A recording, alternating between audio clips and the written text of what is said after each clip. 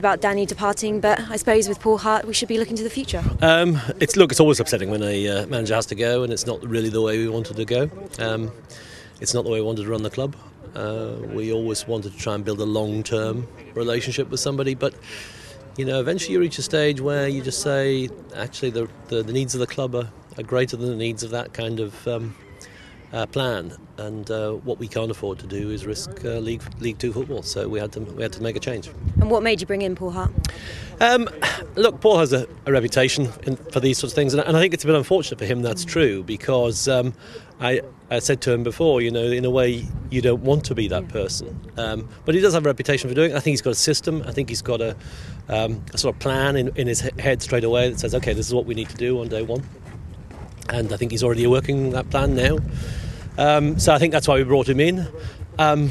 I would dearly love him to be successful and perhaps to stay longer, but let's deal with the sort of first objective first, and then we'll talk about the future. How do you think the fans will take to this news?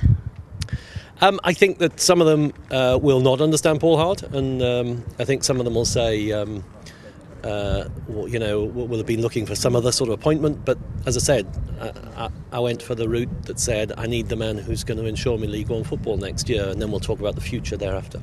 I mean, he's obviously only just taken training this morning. He's got to pick the squad for Saturday. Yeah. It's going to be a tough task for him.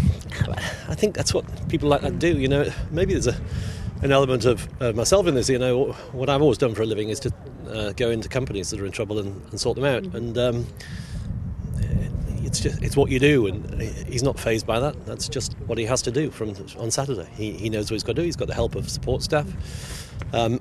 Obviously Peter Shirtliff's gone as well, but George Wood is still here, so he's got some access to information, and he'll know a lot of these players. He might pretend he doesn't, but I'm sure he'll know a lot of these players from games he's watched and so on. It'll be interesting to see what side he picks. It may not be the obvious side.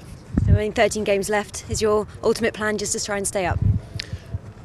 Look, that's the first and most important objective, and then you start talking about what you can do after that. But until you've got, there's no point in getting ahead of yourself. A journey, I think it's the sort of thing we say often. The journey of 1,000 miles starts with one small step, and in this case, the step is staying up, and that's what we have got to ensure survival first, and then we start talking about other things. Thank you very much, Andrew. Thank you.